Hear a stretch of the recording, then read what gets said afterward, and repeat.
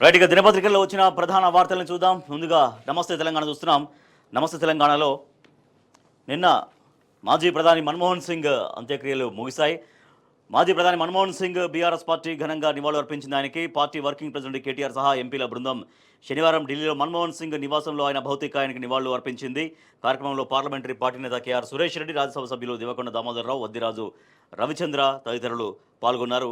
So నిన్న మాజీ ప్రధానమంత్రి మన్మోహన్ సింగ్ అంత్యక్రియలకు సంబంధించినటువంటి వార్త చూస్తున్నాం. ఆదర్శ నేత అమర్ రహే. మాజీ ప్రధాని మన్మోహన్ సింగ్ భారత్ తుది వీడుకోలు పలికింది. అధికారిక లాంఛనాలతో ఢిల్లీలో ముగిసిన అంత్యక్రియలు. రాష్ట్రపతి, ప్రధాని, భూటాన్ రాజు సహా ప్రముఖులందరూ హాజరయ్యారు. నివాళులర్పిస్తున్న ఆయన భార్య గురీష్ కౌర్ను చూస్తున్నాం. ఢిల్లీలో మన్మోహన్ సింగ్ అంతిమ యాత్రకు హాజరైన అశేష జనవాహిని. భూటాన్లో ప్రార్థనలు, మారిషస్ పతాకం అవనతం చేశారు. మాజీ ప్రధాని మన్మోహన్ సింగ్కు భూటాన్ ఘనంగా నివాళులర్పించింది. శుక్రవారం ఆ దేశ రాజధాని థింపూలోని బౌద్ధ క్షేత్రంలో మన్మోహన్ ఆత్మ శాంతి కోసం జరిగిన ప్రత్యేక ప్రార్థనల్లో భూటాన్ రాజు జిగ్మే ఖేసర్ పాల్గొన్నారు. అయితే ఆనాడు సంతాపం తెలపాలన్న సోయి లేదా మాజీ రాష్ట్రపతికి ఆ మాత్రం గౌరవం ఇవ్వలేదు ఎందుకు అంటూ కాంగ్రెస్ అధిష్టానం పైన ప్రణబ్ ముఖర్జీ కుమార్తె ఆగ్రహం వ్యక్తం చేస్తున్నారు. మాజీ ప్రధాని డాక్టర్ మన్మోహన్ సింగ్కు విడిగా స్మారకాన్ని నిర్మించాలని కోరుతూ కాంగ్రెస్ అధ్యక్షుడు మల్లికార్జున ఖర్గే ప్రధాని నరేంద్ర మోడీకి ప్రతిపాదన పంపించడాన్ని మాజీ రాష్ట్రపతి ప్రణబ్ ముఖర్జీ కుమార్తె షర్మిష్ఠా ముఖర్జీ విమర్శించారు. 2020 ఆగస్టులో తన తండ్రి మరణించినప్పుడు కాంగ్రెస్ వర్కింగ్ కమిటీ ఆధ్వర్యంలో సంతాప సమావేశాన్ని నిర్వహించాలన్న ఆలోచన కూడా కాంగ్రెస్ నాయకత్వానికి లేకుండా పోయిందంటూ ఆమె ఎక్స్లో పోస్ట్ చేసి ఆవేదనను, ఆగ్రహాన్ని వ్యక్తం చేసేటువంటి వార్త మనం చూస్తున్నాం. ఇక మరొక వార్త చూస్తే ఆదాయం అధోగతి. రాష్ట్ర ఖజానాకు భారీగా తగ్గిన రాబడి. నిరుడితో పోలిస్తే 7,000 కోట్ల తగ్గుదల. తెలంగాణ ఏర్పడిన తర్వాత తొలిసారి క్షీణత. నిరుడి కన్నా 7% తగ్గిన ఆదాయం. కోవిడ్ కష్టకాలంలోనూ ఆదాయ వృద్ధి నమోదు. సో రాష్ట్రంలో కాంగ్రెస్ ప్రభుత్వం ఏర్పడి సంవత్సరం కంప్లీట్ అయింది. రెండవ సంవత్సరంలోకి ఎంటర్ అయింది. అయితే ఈ సంవత్సర కాలంలో ఆర్థిక రంగాన్ని నిలదొక్కునే విధంగా, దాన్ని పరిపుష్టి చేసే విధంగా ప్రభుత్వం దగ్గర ప్రణాళికలు లేకపోవడంతో పూర్తిగా ఆదాయం అనేది తగ్గిపోయింది. నిర్దేశించుకున్నటువంటి లక్ష్యాన్ని కూడా ఆర్థిక వృద్ధి రేటు ఏమాత్రం సాధించినటువంటి పరిస్థితి కనిపిస్తుంది. సో మనం క్లియర్గా చూడొచ్చు. 2020, 21, 21, 22, 22, 23, 23, 24, 24, 25 ఇట్లా 5 ఏళ్లుగా నవంబర్ నాటికి రాబడి శాతం ఎట్లా మారిందనేది. 2020-21లో 39.78 ఉండేది. తర్వాత 42.57, 50.05, 51.32, మళ్ళీ ఇప్పుడు తగ్గినటువంటి పరిస్థితి మనకు కనిపిస్తుంది. 46.69. ఒక కుటుంబానికి గత సంవత్సరం వచ్చిన సంపాదన కన్నా ఈసారి ఎక్కువ వస్తేనే బాగుపడుతున్నట్టు లెక్క. ఇదే సూత్రం రాష్ట్రానికి, దేశానికి వర్తిస్తుంది. గతంతో పోలిస్తే ఒక రాష్ట్ర ఆదాయం ఏటికేడు వృద్ధి చెందితేనే ఆర్థికంగా వృద్ధి చెందినట్టు లెక్క. కానీ నిరుడితో పోలిస్తే ఈ 8 నెలల్లో తెలంగాణ ఆదాయం భారీగా తగ్గిపోయింది. సో మనం చాలా క్లియర్గా చూడొచ్చు ఇక్కడ టేబుల్లో. ఎట్లా అంటే గత సంవత్సరం 51.32% ఉంటే ఆ వృద్ధి రేట్ అనేది ఇక్కడికి వచ్చేసరికి 46.69 అంటే తగ్గింది. అంటే క్రమక్రమంగా ప్రతి సంవత్సరం పెరగాల్సి ఉంటుంది. కానీ ఆదాయం అధోగతి పాలైంది. ఆదాయం తగ్గుకుంటూ వెళ్తుంది. ఇది ఆందోళన కలిగిస్తుంది. ఇట్లనే కనుక ఆర్థికంగా ఆదాయం అనేది ఉత్పత్తి కాకపోతే, ఆదాయం అనేది జనరేట్ చేసుకోలేకపోతే ఇంకా రాష్ట్రం మరింత అధోగతి పాలయ్యాక తప్పని పరిస్థితి అంటూ ఒక ఆందోళనలు కూడా వ్యక్తమవుతున్నాయి. 2,21,242 కోట్లు ఈ ఏడాది ఆదాయ లక్ష్యంగా ప్రభుత్వం పెట్టుకుంటే దాంట్లో 8 నెలల్లో వచ్చింది 1,03,300. సో నిరుడితో పోలిస్తే నవంబర్ నాటికి 2023-24 వచ్చినటువంటి ఆదాయం 1,11,141.37 కోట్లు. 2024-25లో వచ్చిన ఆదాయం 1,03,300.04 కోట్లు. తగ్గుదల 7,841.33 కోట్లు. 7.05% తగ్గింది. 5 ఏళ్లుగా నవంబర్ నాటికి రాబడి శాతం ఇట్లా ఉంటే ఈ ఒక్క 8 నెలల్లోనే ఆదాయం అధోగతి పాలవుతుంది. సో ఇప్పటికే రాష్ట్ర ప్రజలకి కాంగ్రెస్ ప్రభుత్వం అనేక హామీలు ఇచ్చి ఉంది. 6 గ్యారంటీలు 100 రోజుల్లో అమలు చేస్తామని ఆ హామీలతో పాటుగా ఇంకా అనేక హామీలు ఉన్నాయి. ఎలక్షన్ మేనిఫెస్టోలో కాంగ్రెస్ ప్రభుత్వం ఏర్పడితే అన్నీ చేస్తామని చెప్పారు. కానీ 6 గ్యారంటీల్లోని 13 అంశాలు సహా ఇంకా 420 హామీలు అలాగే ఉన్నాయి. సో ఇట్లా కేవలం 8 నెలల్లోనే ఆదాయం అనేది తగ్గిపోతే ఇంకా రాబోయే రోజుల్లో 5 సంవత్సరాల్లో సరిగ్గా నిర్వహణ లేకపోతే ఆదాయం అధోగతి పాలైతే, మరింత ఇబ్బందుల పాలైతే మరి ప్రజలకు ఇచ్చినటువంటి ఈ వాగ్దానాలు, హామీలన్నీ ఎట్లా అమలు చేస్తుంది కాంగ్రెస్ ప్రభుత్వం? సో కాంగ్రెస్ ప్రభుత్వం పైన ఎదురుగా చాలా పెద్ద సవాళ్లు ఉన్నాయి. ఆ సవాళ్ళన్నీ ఎట్లా అధిగమిస్తుంది అంటూ ఆర్థిక నిపుణులు ఆందోళన వ్యక్తం చేస్తున్నటువంటి పరిస్థితి. ఇక ఎస్. ట్రిపుల్ ఆర్ ఉత్తర భాగానికి టెండర్లు, టెక్నికల్ ఫైనాన్స్ బిడ్లను ఆహ్వానించిన కేంద్రం. ఫిబ్రవరి 14 తుది గడువు, 17న బిడ్ల ఓపెన్. 7,104 కోట్లతో 161 కిలోమీటర్ల నిర్మాణం, 4 లేన్ల access controlled greenfield expressway. మొత్తం 5 ప్యాకేజీలుగా పనుల విభజన. 2 నెలల్లో పూర్తి చేయాలని స్పష్టీకరణ. భూసేకరణను వ్యతిరేకిస్తున్న రైతులు. సో రైతులు భూసేకరణను వ్యతిరేకిస్తున్నా కూడా ప్రభుత్వం మాత్రం ముందుకే పోతుంది. దానికి సంబంధించినటువంటి పూర్తి డీటెయిల్స్ మనం లోపల పేజీలో చూద్దాం. ట్రిపుల్ ఆర్ ఉత్తర భాగానికి టెండర్లు, ట్రిపుల్ ఆర్ ఉత్తర భాగం టెండర్ల వివరాలు మనం చూడొచ్చు. ప్యాకేజీ ఎక్కడి నుంచి ఎక్కడికి, కిలోమీటర్లు ఎంత, వ్యయం ఎంత. ప్యాకేజీ 1 సంగారెడ్డి జిల్లా గిరిమాపూర్ నుంచి రెడ్డిపల్లి వరకు. Package 2 Reddipalli to Islampur. Package 3 Islampur to Siddipet జిల్లా Pragnapur. Package 4 Pragnapur to Rayagiri. Package 5 Rayagiri to Thangadapalli. ఇట్లా మొత్తం టోటల్ కిలోమీటర్స్ ఏంటంటే 161.518, 161 కిలోమీటర్ల నర అంటే పైన వ్యయం. సో 1,529 కోట్లు దీనికి, ప్యాకేజ్ 1కి, ప్యాకేజ్ 2కి, ప్యాకేజ్ 3కి, ప్యాకేజ్ అన్ని కలిపి మొత్తం 7,104.06 కోట్లు. సో ఇంత భారీ వ్యయంతో ట్రిపుల్ ఆర్ ఉత్తర భాగానికి అయితే టెండర్లు పిలుస్తుంది. బీఆర్ఎస్ హయాంలోనే అంకురార్పణ జరిగింది. ట్రిపుల్ ఆర్ నిర్మాణానికి బీఆర్ఎస్ ప్రభుత్వ హయాంలోనే అంకురార్పణ జరిగింది. హైదరాబాద్కు దాదాపు 50 కిలోమీటర్ల దూరంలో ఔటర్ రింగ్ రోడ్డుకు సమాంతరంగా మరో రింగ్ రోడ్డును నిర్మించాలని నిర్ణయించిన కేసీఆర్ ప్రభుత్వం అందుకు సంబంధించిన అలైన్మెంట్ రూపొందించి కేంద్రానికి పంపడంతో ఆమోదం కూడా లభించింది. అయితే కన్సల్టెంట్ల విముఖతపైన అనుమానాలు వ్యక్తమవుతున్నాయి. ట్రిపుల్ ఆర్ దక్షిణ భాగాన్ని తమకు అనుకూలంగా నిర్మించుకోవాలని ప్రభుత్వ పెద్దలు భావిస్తున్నారని, అందుకే గతంలో రూపొందించిన అలైన్మెంట్ను మార్చాలని విమర్శలున్నాయి. ట్రిపుల్ ఆర్ దక్షిణ భాగంపై సమగ్ర అధ్యయనం, భూ సేకరణ, డిపిఆర్ తయారీ తదితర అన్ని అంశాలపైన ప్రభుత్వం ఒక ఉన్నత స్థాయి కమిటీని ఏర్పాటు చేసింది. ఇప్పటికే పలు దఫాలుగా సమావేశమైన ఈ కమిటీతో సాక్షాత్తు ముఖ్యమంత్రి కూడా భేటీలు నిర్వహించారు. అయినప్పటికీ డిపిఆర్ తయారీకి కన్సల్టెంట్ల నుంచి స్పందన రాకపోవడం పలు అనుమానాలను రేపుతోందని ఈ వార్త మనం చూస్తున్నాం. రైట్గా భూభారతి అని ధరణి స్థానంలో తీసుకొచ్చింది. అది దానివల్ల రైతులు మరింత ఇబ్బంది పడబోతున్నారని ఈ వార్త వస్తున్నాం. రైతునెత్తిన ఉపగ్రహ పాటు. సాగు చేసిన భూమికి రైతు భరోసా, శాటిలైట్ సర్వే ఆధారంగా సాగు గుర్తింపు. సర్వే కంపెనీలతో మంత్రి తుమ్మల భేటీ, కంపెనీల పవర్ పాయింట్ ప్రజెంటేషన్. పంట సాగు చేసిన భూములకే పెట్టుబడి సాయం అందజేస్తామని వ్యవసాయ శాఖ మంత్రి తుమ్మల నాగేశ్వరరావు స్పష్టం చేశారు. ఈ పథకం అమల్లో ఖచ్చితత్వం కోసం రిమోట్ సెన్సింగ్ చేస్తామని వెల్లడించారు. శనివారం ఆయన సచివాలయంలో సర్వే సంస్థలతో సమీక్ష సమావేశం నిర్వహించారు. సమావేశానికి హాజరైన వివిధ కంపెనీల ప్రతినిధులు తాము చేపట్టిన ప్రాజెక్టుల వివరాలతో పాటు 2 మండలాల్లో పైలట్ ప్రాజెక్టుగా చేసిన సర్వే వివరాలు, ఆయా గ్రామాల వారీగా ఇప్పటివరకు సాగు చేసిన భూముల వివరాలని పవర్ పాయింట్ ప్రజెంటేషన్ ద్వారా మంత్రికి వివరించారు. సో ఇట్లా ఇది రైతు భరోసాకు సంబంధించి, భూభారతికి సంబంధించినటువంటి వార్త కాదు.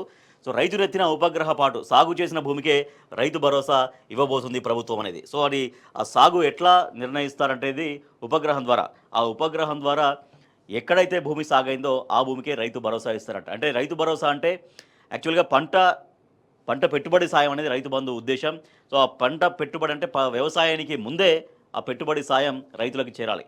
కానీ పంట వేసిన తర్వాత మరి ఆ పంట వేసిన తర్వాత ఎట్లా ఇస్తారు అనేది అర్థం కానటువంటి పరిస్థితి. రైట్. ఎస్, భూభారతికి సంబంధించినటువంటి భూభారతి ధరణి స్థానంలో భూభారతి అనే దాన్ని తీసుకొచ్చింది. దాంట్లో అనేక అనుమానాలు ఉన్నాయి. దాంట్లో ఎంప్లాయీస్ ఎట్లా ఉంటారు, ఏం చేస్తారనేది కూడా అర్థం కాని పరిస్థితి. ఏం పని, ఎంత జీతం. వీఆర్ఓ వ్యవస్థ ఏర్పాటులో ప్రభుత్వం ఆగమాగమవుతుంది. పాత వీఆర్ఓలు, వీఆర్ఏలకు ప్రభుత్వం పిలుపు. సర్వీస్ రూల్స్ వెల్లడించిన రెవెన్యూ శాఖ. సర్వీస్ రెగ్యులేషన్పై సర్కారు మౌనం. సర్వేయర్లుగా నియామకంపైన అస్పష్టత. విద్యార్థులపైన వివాదం చెలరేగే అవకాశం. ముందు చూపులేని రేవంత్ సర్కార్. సాధారణంగా ఏ ఉద్యోగినైనా నియమించుకునే ముందు ఏం పని చేయాలో, ఎంత జీతం వస్తుందో, ప్రమోషన్ ఎలా వస్తుందో వివరంగా చెబుతుంటారు. ఇక ప్రభుత్వ ఉద్యోగం అయితే పే స్కేల్ నుంచి రిటైర్మెంట్ వరకు ప్రతి అంశాన్ని పక్కాగా వివరాలు వెల్లడిస్తారు. కానీ నూతనంగా తీసుకొచ్చే వీఆర్ఓ వ్యవస్థపై ప్రభుత్వం కనీస నిబంధనలేమీ పాటించట్లేదు. భూభారతి బిల్లు ద్వారా తిరిగి తీసుకొచ్చే నూతన వీఆర్ఓల విధి విధానాలపైన స్పష్టత ఇవ్వడం లేదు. ఉద్యోగుల సందేహాలు. ఏం పని చేయాలి, ఏ స్థాయి ఉద్యోగం, నిర్ణీత అర్హత ఏమిటి, సర్వీసు కొనసాగుతుందా లేదా. వీఆర్ఓలు దాదాపు 2.5 ఏళ్లుగా వివిధ శాఖల్లో పనిచేస్తున్నారు. వీఆర్ఏలను సైతం కేసీఆర్ ప్రభుత్వ ఉద్యోగులుగా గుర్తిస్తూ గత ఏడాది సర్దుబాటు చేసింది. వారు దాదాపు ఏడాదిన్నరగా వివిధ హోదాల్లో విధులు నిర్వహిస్తున్నారు. కొత్తగా వచ్చే వీఆర్ఓ వ్యవస్థలు చేరితే ఈ సర్వీసు ఉంటుందా ఉండదా అనేది వాళ్ళు అనుమానం వ్యక్తం చేస్తున్నారు. వాళ్ళకి అర్థం కానిటువంటి పరిస్థితి. నిరుద్యోగులకు సర్వేస్ శాపం. సర్వేయర్లుగా పూర్వ వీఆర్ఓలు, వీఆర్ఏలు అర్హత లేకుండా నియామకానికి మండిపట్టు. లక్షల మంది నిరుద్యోగులకు తీవ్ర అన్యాయం. ప్రభుత్వ నిర్ణయంపైన సర్వేయర్లు ఆగ్రహం వ్యక్తం చేస్తున్నారు. అనర్హతతో భూ సమస్యలు పెరుగుతాయంటూ వెల్లడి. రైట్. ఒక వార్త చూస్తున్నాం. భూములు ఇవ్వకుంటే గుంజుకుంటాం. మంచిర్యాలలో ఇండస్ట్రియల్ పార్క్ ఏర్పాటుకు 276.09 ఎకరాల భూ సేకరణ. ఎకరాకు 13.5 లక్షలు ఇస్తాం, భూములు ఇవ్వండి, లేదంటే వాటిని ఎలా లాక్కోవాలో మాకు తెలుసు. మీటింగులు పెట్టి మరి బాజాప్తా బెదిరింపులు. ఓ ఫంక్షన్ హాల్లో అనధికారిక సంతకాల సేకరణ. తతంగానికి ఎంఆర్ఓ, ఆర్డీఓ సైతం హాజరయ్యారు. తక్కువ ధరకే దళితుల పంట భూములు లాక్కొని పరిహారం కొట్టేసేందుకు కాంగ్రెస్ నాయకుల స్కెచ్. దిక్కుతోచక సంతకాలు చేశామంటున్న రైతులు. సో రైతులు ఆందోళన వ్యక్తం చేస్తున్నారు. మమ్మల్ని బలవంతంగా మా భూములు లాక్కుంటున్నారు. సో ఎక్కడైనా కూడా భూములు లాక్కునే ప్రక్రియ చాలా బలవంతంగా సాగుతోంది. అది దేనికైనా సరే, ఏ అంశానికైనా సరే నిజంగా రైతులని కన్విన్స్ చేయాలి, రైతుల్ని ఒప్పించాలి, వాళ్ళకు తగినటువంటి పరిహారం ఇచ్చి వాళ్ళని మంచి మాటగా ఒప్పించిన తర్వాత సరే దానికి ఆ పర్పస్కి భూములు తీసుకోవచ్చు. కానీ మమ్మల్ని బలవంతంగా బెదిరించి మరీ భూములు లాక్కుంటున్నారని మొన్న లగచర్ల రైతులు ఎట్లా తిరగబడ్డారో అధికార యంత్రాంగం పైన అనేది మనం చూసాం. తర్వాత అనేక చోట్ల కూడా ఇట్లా బలవంతపు భూసేకరణ వల్ల రైతులు తిరగబడాల్సినటువంటి పరిస్థితి. చాలా చోట్ల బెదిరింపులకు లొంగిపోయిగా అక్కడ సంతకాలు చేశామని చెబుతున్నారు. దిక్కుతోచక సంతకాలు చేశామంటున్న రైతులు. వేంపల్లి శివార్లో ఐటీ పార్క్ ఏర్పాటు చేసే భూములు పట్టా భూములతో సమానంగా పరిహారం ఇవ్వాలని కోర్టు ఇచ్చిన తీర్పు కథనాన్ని చూపుతున్నటువంటి పోచంపాడు రైతులు. కోర్టు తీర్పులు ఉన్నప్పటికీ కూడా మమ్మల్ని ఆ తీర్పుల్ని ఉల్లంఘించి ఆ తీర్పును ఫాలో చేయకుండా బలవంతంగా చాలా తక్కువ ధరకే మా భూములు లాక్కుంటున్నారంటూ ఇక్కడ వాళ్ళు ఆగ్రహం వ్యక్తం చేస్తున్నారు. మెసు బిల్లులేవి రేవంత్. ముఖ్యమంత్రి మాటలు కోటలు దాటుతున్నా చేతలు గడప దాటవు. సర్కారు తీరు చూస్తుంటే పరిపాలనపైన సీఎం పట్టు కోల్పోయినట్టు తెలుస్తోంది. శాసనసభలో సీఎం చెప్పిన మాటలు కూడా అమలు కావడం లేదంటూ మాజీ మంత్రి హరీష్ రావు ఆగ్రహం వ్యక్తం చేస్తున్నారు. గ్రీన్ ఛానల్ పెట్టి రాష్ట్రంలో విద్యార్థుల మెసు బిల్లులు రూపాయి పెండింగ్ లేకుండా ఇచ్చామని సీఎం రేవంత్ రెడ్డి శాసనసభ సాక్షిగా చెప్పారని, కానీ 4 నెలల నుంచి మెసు బిల్లులు పెండింగ్లో ఉన్నాయని మాజీ మంత్రి హరీష్ రావు విమర్శించారు. జీతం ఆగొచ్చు కానీ విద్యార్థుల మెసు బిల్లులు మాత్రం ఆగవు అని చెప్పిన సీఎం మాట ఏమైంది అంటూ ప్రశ్నించారు. సిద్దిపేటలో ఆయన నాసర్పుర అర్బన్ రెసిడెన్షియల్ బ్రిడ్జి స్కూల్లో పవన సుత యూత్ అసోసియేషన్ ఆధ్వర్యంలో విద్యార్థులకు స్వెటర్లు, దుప్పట్లు ఆయన పంపిణీ చేసిన సందర్భంగా ఆయన మాట్లాడారు. సో ముఖ్యమంత్రి రేవంత్ రెడ్డి స్వయంగా అసెంబ్లీలో మాట్లాడిన మాటలు అన్నీ కూడా ఒట్టి అబద్ధాలు, ఒట్టి ప్రగల్భాలు. శాసనసభలో సీఎం చెప్పిన మాటలు కూడా అమలు కావడం లేదంటూ హరీష్ రావు ఆగ్రహం వ్యక్తం చేశారు. రైట్, మరొక వార్త చూస్తే సాహో నితీష్ సూపర్ సెంచరీతో విజృంభణ. మెల్బోర్న్ టెస్ట్లో తెలుగు క్రికెటర్ సత్తా చాటాడు. సుందర్తో కలిసి రికార్డు భాగస్వామిని నెలకొల్పాడు. 8వ స్థానంలో వచ్చి శతకం బాదిన నితీష్ ఆస్ట్రేలియాతో మెల్బోర్న్లో జరుగుతున్న టెస్ట్లో తెలుగు క్రికెటర్ నితీష్ కుమార్ రెడ్డి మీసం మెలేశాడు. కంగారుల బౌలింగ్ ధాటికి సహచర బ్యాటర్లు విఫలమైన వేళ తన దమ్మేంటో క్రికెట్ ప్రపంచానికి చూపెడుతూ సాహసోపేత సెంచరీతో కదం తొక్కాడు. వాషింగ్టన్ సుందర్ జతగా ఆసీస్ బౌలర్లకు ఎదురొడ్డి నిలుస్తూ భారత్ను ఫాలో ఆన్ గండం నుంచి బయటపడేశాడు. సో నితీష్ నిన్న చూపించినటువంటి ప్రతిభ పట్ల అందరూ కూడా ఆనందం వ్యక్తం చేస్తున్నారు. సాహో నితీష్ బాక్సింగ్ డే టెస్ట్లో తెలుగు కుర్రాడి వీరోచిత శతకం అండగా నిలిచిన వాషింగ్టన్ సుందర్ భారత్కు తప్పిన ఫాలో ఆన్ గండం. తొలి ఇన్నింగ్స్లో 358/9 191/6. మూడో రోజు ఆటలో భాగంగా తొలి ఇన్నింగ్స్లో నితీష్ కుమార్ రెడ్డి క్రీజ్లోకి వచ్చే ముందు భారత్ స్కోర్ ఇది. ఇక మిగిలిన ఇద్దరే ప్రొఫెషనల్ బ్యాటర్లు. జోరు మీదిన ఆస్ట్రేలియా బౌలర్ల దాటికి 30-40 పరుగులు జోడించినా ఎక్కువే అనుకున్నారంతా. కానీ అందరి అంచనాల్ని తలకిందులు చేస్తూ చాలా అగ్రపదాన భారత్ను నిలిపాడు. శభాష్ Nitish. BRS working president KTR ప్రశంసలు. ఆస్ట్రేలియాతో మెల్బోర్న్ టెస్ట్లో సూపర్ సెంచరీతో విజృంభించిన నితీష్ కుమార్ రెడ్డిని బీఆర్ఎస్ వర్కింగ్ ప్రెసిడెంట్ కేటీఆర్ ప్రత్యేకంగా ప్రశంసించారు. ఎక్స్ వేదికగా కేటీఆర్ స్పందిస్తూ ఆసీస్పై నితీష్ వీరోచితమైన ఇన్నింగ్స్ నీ ప్రదర్శనకు సలాం యంగ్ మ్యాన్. మెల్బోర్న్లో చారిత్రక ఇన్నింగ్స్తో కదం తొక్కావు. నితీష్ నీలో భవిష్యత్తు భారత్ కెప్టెన్ చూస్తున్నాను. దేశానికి గర్వపడే క్రికెటర్ను అందించిన ముత్యాల రెడ్డితో పాటు కుటుంబ సభ్యులకు అభినందనలంటూ కేటీఆర్ రియాక్ట్ అయ్యారు, స్పందించారు. రైట్, ఇక మరొక వార్త చూస్తే ఫార్ములా ఈ రేస్కు సంబంధించి రైట్ 54 కోట్లు 600 కోట్లు ఎట్లా అయినాయి? అవినీతి జరిగిందని భావిస్తే ఆ సంస్థపై కేసు ఎందుకు పెట్టలేదు? ఎన్నికల సంఘం తరపున వకాల్తా ఎందుకు పుచ్చుకున్నారు? కౌంటర్లో BRS working president KTR. Formula ఈ రేస్ కేసులో ప్రభుత్వం తనపై చేస్తుంది ఉద్దేశపూర్వక నిరాధారమైన నిందారోపణలే తప్ప నిజాలు ఎంత మాత్రం లేవంటూ బీఆర్ఎస్ వర్కింగ్ ప్రెసిడెంట్ కేటీఆర్ పేర్కొన్నారు. సర్కారు మోపిన అబద్ధాన్ని తాను ఎట్టి పరిస్థితుల్లో అంగీకరించేది లేదని స్పష్టం చేశారు. ఫార్ములా ఈ రేస్పై ప్రభుత్వం చేస్తున్న వాదనను తిరస్కరించారు. ప్రభుత్వం చేస్తున్న ఆరోపణలపైన ఆయన హైకోర్టులో కౌంటర్ దాఖలు చేశారు. తనపై సర్కారు చేసిన ఆరోపణలో ఎంత మాత్రం నిజం లేదంటూ కౌంటర్లో బదులిచ్చారు. ఫార్ములా ఈ రేస్ సీజన్ 10 నిర్వహణకు స్పాన్సర్ లేకపోవడం వల్లే ప్రభుత్వం నిర్ణయం తీసుకోవాల్సి వచ్చిందంటూ కౌంటర్ అఫిడవిట్లో ఆయన పేర్కొన్నారు. ఈసీ తరపున వకాల్తా ఎందుకు? ఫార్ములా ఈ రేస్కు సంబంధించి ప్రభుత్వం చేస్తున్న వాదన అర్ధరహితమని కేటీఆర్ పునరుద్ఘాటించారు. ఎన్నికల ప్రవర్తన నియమావళిని అతిక్రమించారన్న ప్రభుత్వ వాదనను తీవ్రంగా తప్పుపట్టారు. ఎలక్షన్ కోడ్ ఉల్లంఘన జరిగితే ఎలక్షన్ కమిషన్ నోటీసులు ఇవ్వాలి, అది ఇప్పటివరకు జరగలేదు. ఎలక్షన్ కమిషన్ తరపున మీరెందుకు వకాల్తా పుచ్చుకున్నారంటూ కేటీఆర్ ప్రశ్నిస్తున్నారు. ఆ సంస్థ మీద కేసు ఎందుకు వేయలేదు? హెచ్ఎండిఏ అధికారులకు లోబడే 54 కోట్ల చెల్లింపులు ఫార్ములా ఈ రేస్ నిర్వహణ సంస్థకు బదిలీ జరిగిందని కేటీఆర్ స్పష్టం చేశారు. ప్రభుత్వం చెప్పే 8 కోట్లు ట్యాక్స్ రిటర్న్ మాత్రమేనని, స్పాన్సర్ ఆ పన్నును భర్తీ చేస్తారని తెలిపారు. ఇండియన్ ఓవర్సీస్ బ్యాంక్ ద్వారా చెల్లింపులు అన్ని నిబంధనల ప్రకారమే జరిగాయని తెలిపారు. 54 కోట్లు ఫార్ములా ఈ రేస్ నిర్వాహకులకు ఇచ్చినప్పుడు ఒకవేళ మీరు అన్నట్టు అవినీతి జరిగితే మరి ఫార్ములా ఈ రేస్ సంస్థ మీద ఎందుకు కేసు వేయలేదు అంటూ కేటీఆర్ ప్రశ్నిస్తున్నారు. సో అయితే నిన్న కేటీఆర్ వేసినటువంటి కౌంటర్ అఫిడవిట్ పైన కూడా అనేక అబద్ధాల ప్రచారం చేసే ప్రయత్నం జరిగింది. కాంగ్రెస్ అనుకూల మీడియా ద్వారా, కాంగ్రెస్ అనుకూల శక్తుల ద్వారా జరిగింది. అయితే కౌంటర్ అఫిడవిట్లో కేటీఆర్ అధికారులపైన నెపాన్ని నెట్టేసి తానేదో తప్పించుకునే ప్రయత్నం చేస్తున్నారు అంటూ దాన్ని ఒక వ్యతిరేక ప్రచారం, అంటే అబద్ధపు ప్రచారం చేసి కేటీఆర్ను బదనం చేసే కార్యక్రమం నిన్న జరిగింది. దానిపైన బీఆర్ఎస్ పార్టీ తీవ్రంగా రియాక్ట్ అయింది. బీఆర్ఎస్ పార్టీతో సహా బీఆర్ఎస్ పార్టీ లీగల్ సెల్ కూడా రియాక్ట్ అయింది. ఇట్లా కోర్టులో కేసు ఉన్నప్పుడు, విచారణ దశలో ఉన్నప్పుడు దానిపైన ఇష్టారీతిన ఇక్కడ వ్యాఖ్యానాలు చేయడం, బయట వ్యక్తులు వ్యాఖ్యానాలు చేయడం అనేది చట్టవిరుద్ధమవుతుంది. ఖచ్చితంగా లీగల్గా వాళ్ళందరిపైన కూడా కేసులు వేస్తామంటూ బీఆర్ఎస్ పార్టీ లీగల్ సెల్ హెచ్చరించింది. కేటీఆర్కు హిమాన్షు స్పెషల్ గిఫ్ట్. యానిమల్ సినిమాలోని నాన్న పాట పాడిన హిమాన్షు కష్టతరమైన ఏడాదిలో ఉత్తమ బహుమతి అని కేటీఆర్ కితాబు. బీఆర్ఎస్ వర్కింగ్ ప్రెసిడెంట్ కేటీఆర్కు ఆయన కుమారుడు హిమాన్షు స్పెషల్ గిఫ్ట్ ఇచ్చారు. యానిమల్ సినిమాలోని నాన్న పేరిట ఉన్న నా సూర్యుడువో నా చంద్రుడువో పాటను సొంత గాత్రంతో ఆలపించారు. ఈ పాటను కేటీఆర్ ఎక్స్ ఖాతాలో శనివారం పోస్ట్ చేశారు. కేటీఆర్ హిమాన్షు తీపి గుర్తులకు సంబంధించిన ఫోటోలతో వీడియో రూపొందించి పాట జోడించారు. యానిమల్ సినిమాలోని ఒరిజినల్ పాటకు ఏమాత్రం తగ్గకుండా హిమాన్షు గాత్రం కుదిరింది. హిమాన్షు ఈ పాటకు జూలైలోనే తన పుట్టినరోజు సందర్భంగా రికార్డు చేసి ఉంటాడని కేటీఆర్ అన్నారు. కానీ అప్పుడున్న పరిస్థితుల వల్ల హిమాన్షు ఆ పాటను బయటకు విడుదల చేయలేదంటూ ఆయన అభిప్రాయపడ్డారు. నిన్న కేటీఆర్కి ఇచ్చినటువంటి స్పెషల్ గిఫ్ట్ అందరూ ఆశ్చర్యం వ్యక్తం చేశారు, అందరూ కూడా అభినందించారు. చాలా అద్భుతంగా హిమాన్షు ఆ పాటను ఆలపించారు అని. రైట్. నల్లమలలో కనిపించిన పులి. నల్లమల అభయారణ్యంలో పర్యాటకులకు పెద్ద పులి కంటబడింది. నగర్ కర్నూలు జిల్లా ఫరహాబాద్ టైగర్ సఫారీలో భాగంగా శనివారం ఉదయం నల్లమల అందాలు వ్యూ పాయింట్లో సందర్శకులకు వెళ్తుండగా రోడ్డుపై పులి కనబడడంతో అటవీశాఖ సిబ్బంది వాహనాన్ని ఆపారు. పర్యాటకులు ఫోన్లలో పులి ఫోటోలు, వీడియోలు చిత్రీకరించారు. పులుల సంఖ్య పెరుగుతుందని పర్యాటకులు జాగ్రత్తలు పాటించాలంటూ మన్నూరు ఎఫ్ఆర్ఓ రవికుమార్ సూచించారు. రైట్. ఇక మరొక వార్త చూస్తే బీసీలకు 42% రిజర్వేషన్ ఇవ్వాల్సిందే. ఎమ్మెల్సీ మధుసూనాచారి సత్యాగ్రహ దీక్షకు మద్దతు.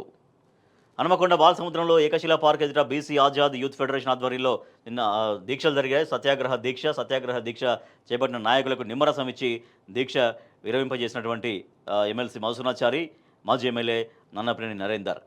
కవిత నాయకత్వంలోనే బీసీలకు న్యాయం. బీసీ కులాల రాష్ట్ర నాయకుడు హరిప్రసాద్ అలాగే బీసీలకు కవిత అండగా ఉంటే అవహేళన అంటూ ప్రశ్నిస్తున్నారు. ఆది శ్రీనివాస్ అనుచిత వ్యాఖ్యలు గర్హనీయం, ఆయన బహిరంగ క్షమాపణ చెప్పాల్సిందే. యునైటెడ్ పూలే ఫ్రంట్ నేత నరేష్ కుమార్. ఎమ్మెల్సీ కవిత బీసీలకు అండగా ఉంటారంటే అవహేళన చేస్తారా? బీసీల పోరాటానికి ఆమె మద్దతును వ్యతిరేకిస్తారా? ఆమె వైఖరిపై ఎమ్మెల్యే ఆది శ్రీనివాస్ అనుచిత వ్యాఖ్యలు గర్హనీయం అంటూ యునైటెడ్ పూలే ఫ్రంట్ నాయకులందరూ కూడా రియాక్ట్ అవుతున్నారు. రైట్. 2 రోజుల్లో 1000 కోట్లు తాగించాలి. డివిజన్ల వారీగా లక్ష్యం నిర్దేశించిన ఎక్సైజ్ శాఖ. రాష్ట్రంలో షాపులకు భారీగా మద్యం సరఫరా. 31 అర్ధరాత్రి వరకు క్లబ్బులు, పబ్లకు అనుమతి. పల్లెల్లో బెల్ట్ షాపులకు షరతులు వర్తించవు. ఉన్నతాధికారుల నుంచి మౌఖిక ఆదేశాలు వెళ్లాయి. బెల్ట్ షాపులదే కీలక పాత్ర. మద్యం అమ్మకాలు జోరుగా సాగేందుకు ఈసారి బెల్ట్ షాపులదే కీలక పాత్ర కానుంది. రాష్ట్ర వ్యాప్తంగా ఒక్కొక్క గ్రామంలో కనీసం 4 నుంచి 10 వరకు బెల్ట్ షాపులు ఉండగా రోజు వాటి ద్వారానే భారీగా మద్యం అమ్ముడుపోతుంది. ఈ క్రమంలో 28వ తేదీ నుంచి జనవరి 1వ తేదీ వరకు బెల్ట్ షాపులకు ఎలాంటి షరతులు వర్తించబోవని ఉన్నతాధికారులే స్వయంగా చెప్పినట్టు తెలిసింది. గత ప్రభుత్వం క్రమ పద్ధతిలో మద్యం అమ్మకాలు చేపట్టినా కూడా తెలంగాణను తాగుబోతు రాష్ట్రంగా చేశారని నాడు ప్రతిపక్ష నేతగా ఉన్న రేవంత్ రెడ్డి ఎన్నో వేదికలపైన చెప్పారు. ఇప్పుడు ఆయన అధికారంలోకి రావడంతోనే ప్రజాపాలన పేరుతో ఇచ్చిన సంక్షేమ పథకాల్ని అమలు చేసేందుకు ఎక్సైజ్ శాఖపైనే ఆధారపడ్డారు అని రాజకీయ విశ్లేషకులు అంటున్నారు.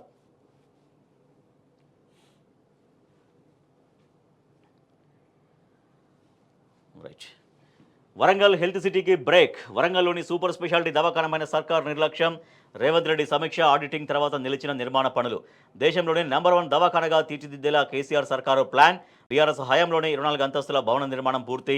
మిగిలిన కొద్దిపాటి పనుల్ని పట్టించుకొని కాంగ్రెస్ ప్రభుత్వం. రోగులకు అందుబాటులోకి రాకుండా నిలిచిపోయిన దవాఖాన నిర్మాణ పనులు ఏడాదిగా నిలిచిపోయిన స్థితిలో వరంగల్లోని సూపర్ స్పెషాలిటీ భవనం. సో మనం ఇక్కడ సూపర్ స్పెషాలిటీ హాస్పిటల్ అప్పుడు గత బీఆర్ఎస్ ప్రభుత్వం వరంగల్లో ఒక పెద్ద హాస్పిటల్ ఉండాలి, ఇప్పటికే ఎంజీఎం అనేది కొన్ని దశాబ్దాలుగా సేవలు అందిస్తోంది రోగులకు. కానీ అదే వరంగల్ సిటీలో ఒక సూపర్ స్పెషాలిటీ దవాఖాన నిర్మిస్తే అక్కడ చుట్టుపక్కల జిల్లాలందరికీ కూడా జిల్లాల ప్రజలందరికీ కూడా అది అందుబాటులో ఉంటుంది. ఒక గొప్ప హాస్పిటల్ అందుబాటులోకి తీసుకురావాలని సంకల్పించి వరంగల్లో సూపర్ స్పెషాలిటీ హాస్పిటల్ని ప్లాన్ చేసింది. సో దాదాపుగా మొత్తం నిర్మాణం అంతా పూర్తయిపోయింది. కానీ ఏడాది కాలంగా ఇక్కడ పనులన్నీ పూర్తిగా నిలిచిపోవడంతో అది ఆచరణ అనేది ఇంకా ఎప్పుడవుతుందో, ఎప్పుడు కంప్లీట్ చేస్తుంది కాంగ్రెస్ ప్రభుత్వం, ఎప్పుడు దాన్ని ప్రజలకు అందుబాటులోకి తీసుకొస్తారనేది ప్రశ్నార్థకంగా మనకు కనిపిస్తోంది. వరంగల్ హెల్త్ సిటీలోని పడకల సంఖ్య 2458 పడకలతో హాస్పిటల్ని రూపొందించింది గత బీఆర్ఎస్ ప్రభుత్వం. వైద్య సేవలు అందించే విభాగాలు 35, నిర్మాణానికి మొత్తం కేటాయించిన నిధులు 1116 కోట్లు, భవన నిర్మాణం సర్వీసులకు నిధులు 884 కోట్లు, వైద్య పరికరాలకు కేటాయించిన నిధులు 107 కోట్లు, పనుల కోసం ప్రతిపాదించిన మొత్తం 125 కోట్లు. హెల్త్ సిటీలో సేవలందించే వైద్యులు 500 మంది, నర్సులు 1000 మంది, పారామెడికల్ ఇతర సిబ్బంది మరో 1000 మంది. ఇట్లా ఒక సూపర్ స్పెషాలిటీ భవనం నిర్మించి రోగులకు అంటే ప్రజలకి మెరుగైన వైద్యం అందించాలి అన్నటువంటి సంకల్పంతో ఒక గొప్ప ప్రభుత్వ దవాఖానగా దీన్ని రూపొందించాలి అని గత బీఆర్ఎస్ ప్రభుత్వం సంకల్పించింది. కానీ గత సంవత్సర కాలం నుంచి ఆ పనులు నిలిపివేయడంతో దాన్ని ఎప్పుడు కంప్లీట్ చేస్తారు, ఎప్పుడు దాన్ని వినియోగంలోకి తీసుకొస్తారనేది ఒక ప్రశ్నార్థకంగా మారిపోయినటువంటి పరిస్థితి.